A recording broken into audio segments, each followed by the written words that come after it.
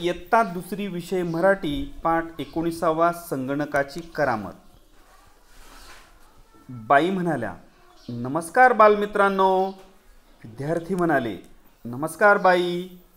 बाई म्हणाल्या, मुलांनो, आज तुम्हाला माणसापेक्षा वेगाने काम करणारे यंत्र दाखवणार आहे। छाया म्हणाली, बापरे, माणसापेक्षा वेगाने?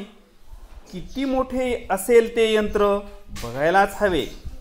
मंगेश म्हणाला, खरंच असेल का असे यंत्र पल्लवी?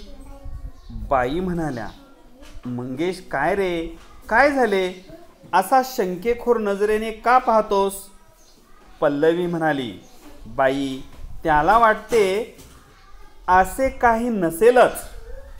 बाई म्हणाल्या, चला तर माझ्यासोबत, मी तुम्हाला दाखवते। हे बघा, याला संगणक म्हणतात। सर्वच मुले आश्चर्यचकित नजरेने पाहतात। समीर म्हणाला, बाई, ही वायर कसली हो, आणि वायरला उंदरासारखे काय जोडले आहे? बाई म्हणाल्या, अरे, याला माऊस म्हणतात। इंग्रजीत उंदराला माऊस म्हणतात ना। सुनीता म्हणाली, बाई, हे इतके छोटे यंत्र कोणकोणती कामे करते ते सांगा ना। बाई म्हणाल्या, हे बघा मुलांनो, संगणक छोटा आहे, परंतु तो खूप कामे करतो बरं। संगणकावर टाईप करता येते, गाणी, गोष्टी ऐकता येतात, चित्रपट पाहता येतात, संदेश, चित्रे, पत्रे, पुस्तके यासारखी माहिती जगात कोठेही वेगाने पाठवता येते।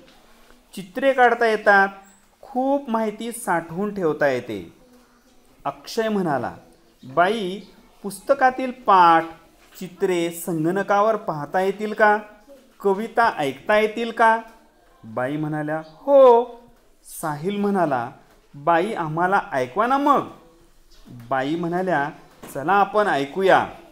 हळूच या हो हळूच या ही कविता ऐकवतात आणि मुलाफुलांचा संवाद दाखवतात। मुले आश्चर्यचकित नजरेने पाहतात। साहिल म्हणाला, बाई, खरंच किती छान, हा संगणक कसा लिहितो? बाई म्हणाल्या, मी दाखवते तुम्हाला।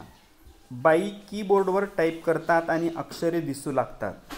अर्चना म्हणाली, बाई, संगणक कोणकोणती कामे करतो हे समजले। फारच करामती आहे हा संगणक। आता आम्ही संगणकाविषयी अधिक माहिती मिळवू, तुम्ही कराल ना मदत?